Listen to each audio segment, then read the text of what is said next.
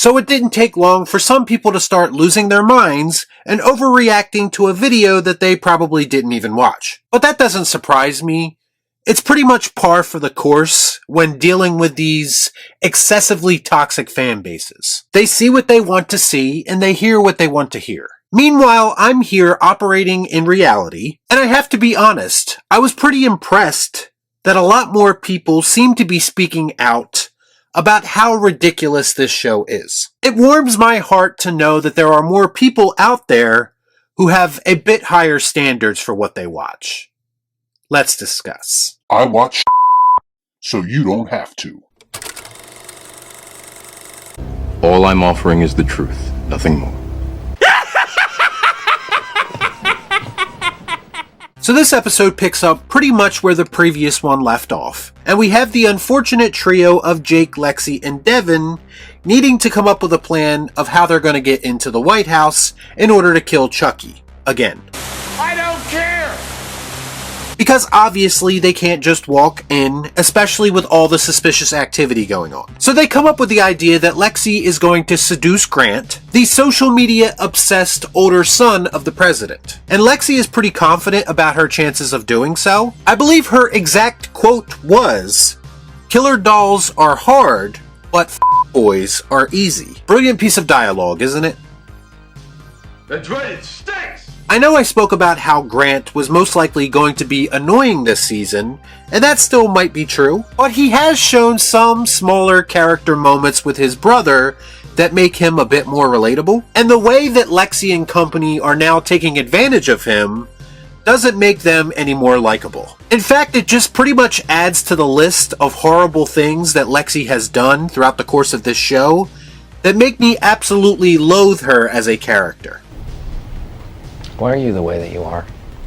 The social media backdrop of this season, where all the characters are influencers of some kind, has made for the insertion of a lot of modern day pop culture references and slang that is being shoehorned into this show in the most awkward way possible. Whether it's references to TikTok or sliding into DMs, or references to a obscure Netflix show. This show has always been about its excessive use of references, but these specific references came off as more clunky and obnoxious than usual, especially when they are mostly being delivered through the trio, who, let's face it, isn't exactly lighting the screen on fire from an acting perspective. Not impressed. Someone made a comment on my previous Chucky video about how Chucky has gone from a slasher to "I'm going to take over the world" mustache-twirling supervillain. And I couldn't agree more. Chucky is so far removed from his slasher roots at this point, and even when they try to take him back to those roots in this show, when they basically have him decapitate someone in this episode, visually as it's happening it looked good, but everything leading up to it just felt forgettable. The kills at this point just seem like they're there out of obligation. To me, there's no real tension or build up to them. There's no real thought put into them. They just kind of happen and then we're on to the next thing. Whoop-de-doo! What does it all mean, Basil? Plus, I say again, what exactly is Chucky's motivation this season? If his motivation is to kill the trio, then why does he need to be in the White House to do that? If he wants to take over the country, then why does he give a about the trio at all? When you actually stop and think about these things, nothing about it really makes all that much sense. It all just seems like a bunch of gimmicks at this point. But I know I'm not supposed to think too much, I'm just supposed to watch it, consume, and have fun. But I guess my programming to do so has malfunctioned at this point. I'm having trouble. We also have the introduction of another new character, that being a government agent named Price, who's investigating the recent suicide and believes that there's more to it than that. He believes that there is a professional mastermind of a killer who may be sick in the head roaming around in the White House. And he wants to keep all of this a secret in order to protect the president's platform. I feel like in a place like the White House, keeping something as big as a murderer loose in the building, a secret, would seem like a pretty tall task. But Price says the future depends on these murders not getting out to the press. And this of course goes against the current president's whole transparency policy. And Price actually takes all of this a step further when he blackmails the First Lady into not contacting police about these murders. It's a bold strategy, Cotton. Let's see if it pays off for him. Price basically believes that the president might have secrets, but what he stands for publicly is worth protecting. I don't know, dude, if you love the country as much as you claim to love it, wouldn't you want a president with minimal skeletons to begin with? To me, this whole character and plotline just seemed completely out of left field. They basically just randomly dropped this new character into this conflict, just to be another foil or another problem for the First family to deal with. But if I'm being honest, I really didn't care about any of it. How can you not care? Like this. So Lexy eventually gets Grant's attention through using her sister's disappearance, and she gets Grant feeling all emotional inside and connected to her, which makes it all the more heartbreaking considering what her actual intentions with him are. So eventually we have Mrs. Fairchild, who is the trio's guardian, going to the White House and meeting the First Lady so the trio can gain access to the White House Halloween party. And of course they would be attending as Grant's guests. Only issue is that when Miss Fairchild is there, she is eventually smothered by Chucky with an American flag. Message! And the trio finds out, and they now have extra motivation to kill Chucky again, I guess. Last week I felt like there were decent parts to the episode, but this week I just found myself to be mostly bored again. To me it's just too much goofy comic relief Chucky. He doesn't feel special anymore. There's not enough scares or actual horror moments. The modern pop culture references are getting unbearable at this point. And to me, the trio is still mostly annoying and poorly executed. I still dig the White House setting, but with every new development that this show puts forward, I'm already struggling to find reasons to give a and we're only in episode 2. So once again, this Chucky series feels like more of a missed opportunity than anything. We keep looking for it to revert back to its roots, but deep down we all know that's probably never going to happen. You're not fooling anybody, ReelShift. Why don't you tell everyone why you really don't like Jake in this show? Seriously, you need to get a life at this point. Why do you even watch this show if you hate it so much? Like seriously, you're embarrassing and pathetic, and this is why you deserve to be cancelled. Your time is coming, man baby, and soon all the secrets will be revealed, and I promise you, it'll be something that you'll never, ever forget.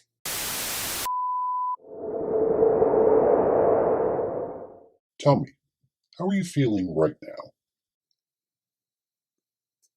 Honestly, confused. What exactly are you confused about? Why I'm here? Why I need to be here? Why do you believe that you're here? Because for the past couple of years, I've been getting harassed by someone. And some people in my life seem to think that it's all in my head. But you don't believe that. I honestly don't know what to believe anymore. Can you tell me exactly how this all started? Not really sure.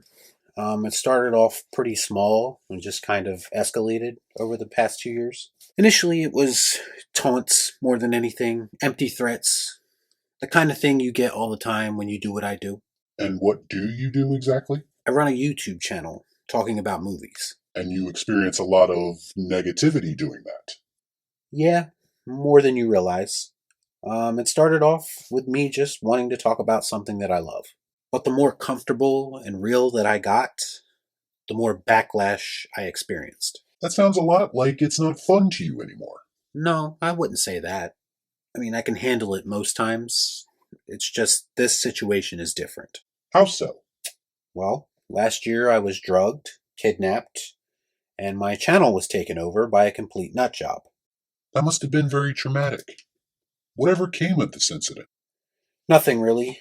I escaped, and they never found the guy. I'm sure that's not easy to live with. Honestly, that's not the part that keeps me up at night. What is? Well, the police that were investigating the incident told me there was no evidence that this person even exists. They accused me of making the whole thing up in order to get attention for my YouTube channel. But you don't believe that. It felt real to me at the time, but truth be told, I've never technically been in the same room with this person. He bears a striking resemblance to me, from what I can tell, other than his warped point of view, and when everyone around me tells me that he's not real, it's difficult for me to figure out what to believe. I'm going to be very upfront with you about this. You were referred to me because I specialize in split personality disorders. Now, I'm not saying that's what you have, but I'm here to help you, and I promise you we'll get to the bottom of this. Can you tell me when exactly this person began inserting themselves into your life? Yeah, it actually all started when I was reviewing a show called Chucky. I was getting a lot of backlash at the time, hateful comments, threats, stuff like that. I see. This must have caused you some level of stress, yes? I mean, I was having fun, but it definitely got out of hand at some point. Well, again, I'm not saying this is definitive, but split personality disorders can be triggered by stress, memories, strong emotions. So is it possible you were dealing with a lot of different emotions at the time this person showed up in your life? Yeah, that's fair to say. One final question for today. Do you have any kind of physical proof that this person does in fact exist? Not really. He sends me packages from time to time. I just got one before I came in today, actually. What was it? It was a Chucky doll. I threw it away.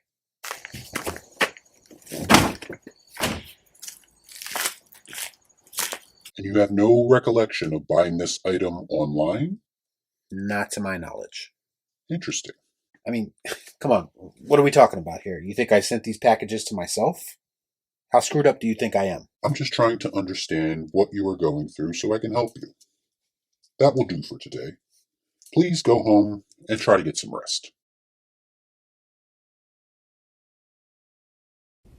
Y'all be cool. Right on.